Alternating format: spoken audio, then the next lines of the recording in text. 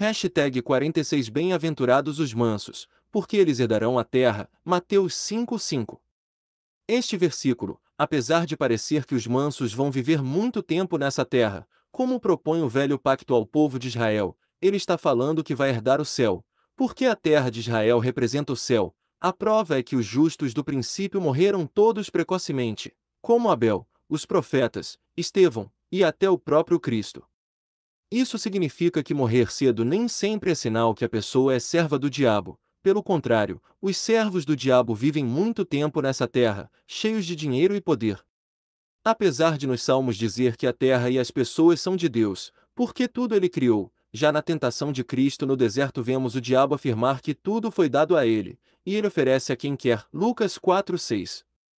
Apesar de tudo ser criado por Deus, tem coisas que não pertencem mais a Deus, porque foram amaldiçoadas pelo pecado, e vão para a corrupção eterna. Se a palavra afirma que a terra e esse céu visível vão passar, que ele cria novas todas as coisas, é porque essa terra finita não é mais de Deus, porque tudo de Deus é eterno, e tem a sabedoria divina dessa palavra. No Velho Testamento fazia sentido afirmar que a terra material era de Deus, porque o pacto envolvia o material das terras de Israel, para se fazer alegorias, mas a nova aliança em Cristo para todos os povos não faz sentido, pois a terra é a eternidade. Se tem algum sentido da terra material ser de Deus, no Novo Testamento, é que tudo descrito no Apocalipse vai se cumprir nesta terra, provando que a força maior é do Todo-Poderoso sobre os demônios, os príncipes que governam este mundo. O resumo é que tudo corruptível não é mais de Deus é somente a palavra profética que vai se cumprir nesta terra. Isso já é mais um alerta para não ficarmos impressionados, deslumbrados, com a beleza desse mundo.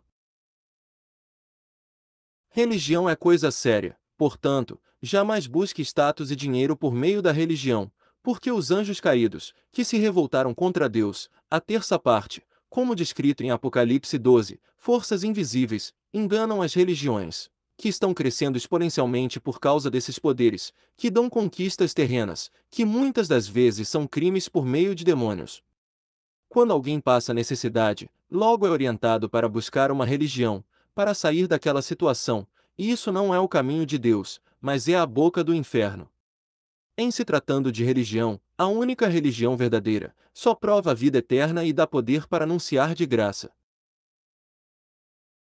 E se é de graça, Deus garante o sustento, acrescentando as outras coisas, mas não por meio de trabalho religioso, mas por meio de trabalho secular, porque pregar correto não precisa se profissionalizar em professor ou pastor, porque é uma notícia que se aprende em poucos minutos, e vai depender do interesse de cada um, de buscar esta prova da vida eterna nas figuras da palavra de Deus, como se vê nesses escritos, é só seguir o exemplo com sua própria mente, interpretando todas as escrituras sagradas como sonhos ou parábolas.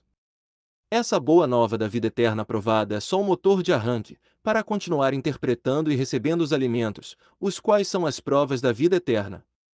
Quando a pessoa se liberta, essa prática de interpretar as escrituras se torna até uma terapia, um refúgio, como um viciado busca nas drogas um meio de fugir da realidade dos problemas, os quais trazem maus pensamentos estressantes. Amando a palavra de Deus, não precisa de passatempo, palavras cruzadas, jogos de estratégia, e tudo o que Satanás propõe para distrair as pessoas em jogos de azar. A alegria do tolo é vencer o seu adversário para zombar dele, mas a alegria do sábio é reconhecer Deus mais profundamente, e compartilhar com as pessoas, que querem e não querem ouvir, não se importando com as críticas, com as zombarias, e com o que os outros pensam dele. Buscar Deus não é tentar vê-lo, apalpá-lo, ou receber algum sinal do céu, mas é meditar nas coisas que vê, ouve, que estão nos seus sentidos dados por Deus. Quem busca provas materiais de Deus está sendo enganado por prodígios de demônios nas religiões sustentadas por dinheiro. Aquele versículo que diz que quem tem a unção sabe tudo, e não precisa que ninguém ensine, já está embutido nele que não precisa de professor, porque eles estão interpretando um anunciador de boas novas como se fosse professor, que fica a vida toda ensinando quem nunca vai aprender, porque está ensinando errado nas faculdades de teologia e nas escolas dominicais. O anunciador de boas novas não é um mau professor, anunciador, para não dizer uma atalaia, que alerta do perigo irreversível da segunda morte no lago de fogo eterno no mundo dos mortos. Como já foi falado, o ensino deles não é interpretar as parábolas com a mente que Deus nos deu, mas é estudos de sabedoria e histórias humanas. No ensino de Deus você se torna autodidata, interpretando as parábolas por conta própria, mas no ensino deles você não aprende por causa do grande conteúdo e da confusão que não chega a lugar nenhum. A inspiração do objetivo deles é que as pessoas nunca abram os olhos e vejam a grande máfia que eles produzem em nome de Deus, usando o ensino errado da palavra de Deus. Se alguém contar um testemunho que melhorou de vida depois que foi para uma dessas igrejas, com certeza era um demônio que estava perturbando ela para ela se enganar que foi liberta. Pessoas que estão nessas igrejas estão com mais 7 demônios. A prova é que elas não suportam ouvir essa palavra, mais do que quem está no mundo e não acredita em Deus. Está confundindo falsa amizade com libertação da depressão, porque quem é liberto entende esses escritos e ama essa palavra mais do que tudo na vida. O interessante, que prova que as escrituras sagradas são de Deus, é que a Bíblia que ela usa é a mesma que eu uso, mas a minha visão é totalmente diferente das religiões, e o Jesus que eu sirvo é o mesmo da Bíblia, porém um recebe dinheiro e o outro não. Isso porque um desses Jesus é enganador, estelionatário.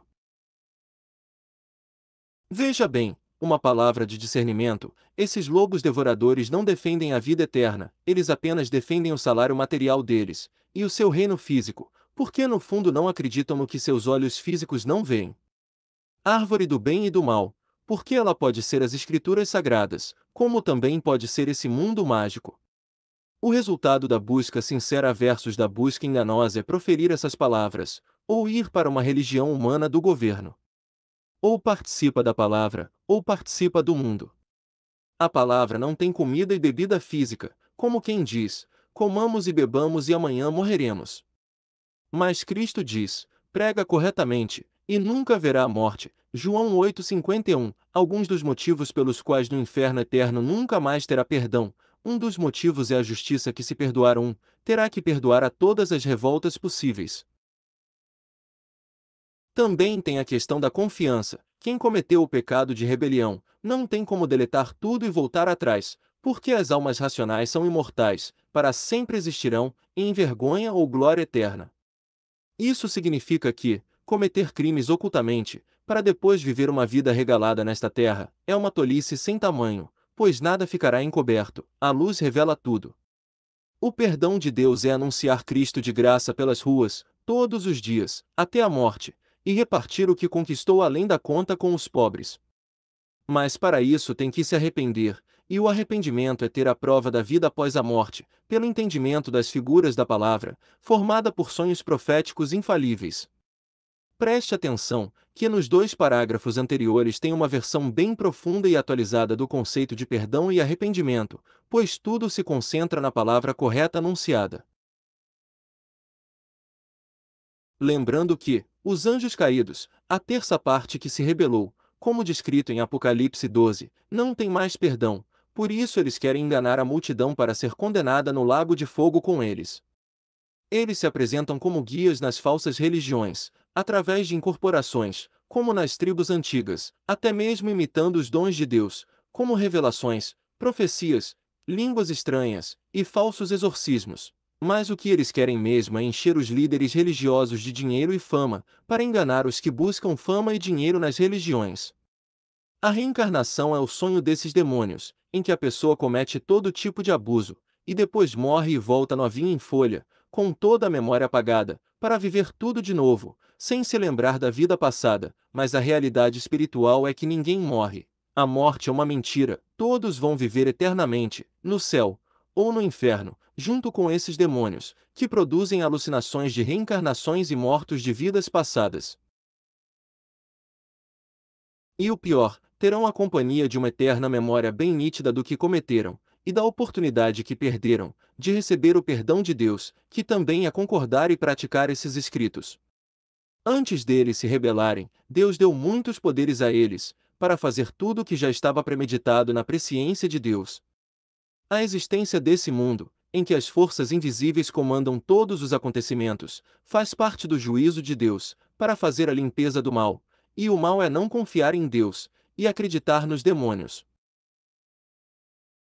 Existe uma lei eterna, semelhante à lei física, em que esses demônios não podem aparecer para a humanidade de qualquer maneira. Existem regras para eles aparecerem, e esse jogo os agrada também. O que faz parte da existência tem que ser assim. Se for de outra maneira, não daria salvação e condenação. A rebelião já estava queimando no lago de fogo, e eu não estaria aqui falando isso, mas Deus quis assim. A força maior é Deus. Deu um tempo para as forças invisíveis, mas em compensação se justifica, para que ninguém o acuse de assassino, que não dá oportunidade de ver como é o outro lado da moeda.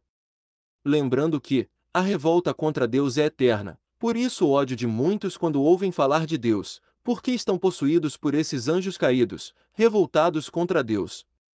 A conversa da serpente no começo já retrata muito bem essa visão que os caídos têm da existência. Não se importar, ou ridicularizar essa verdade, já é um mau indício. Era melhor nem ter nascido. Quem não medita nessas palavras, pensando no caso, está totalmente envenenado, com o sangue parado nas veias. Tudo isso descrito acima faz toda a lógica a mente perfeita, além de que todos os sonhos vêm se cumprindo ao longo dos séculos, comprovados pela própria ciência humana, além, claro, das forças invisíveis misteriosas, que fazem e acontecem nas feitiçarias, as quais coisas são todas explicadas pelas figuras da palavra, e quem acha que a Bíblia é história de criança, vai tropeçar feio na palavra.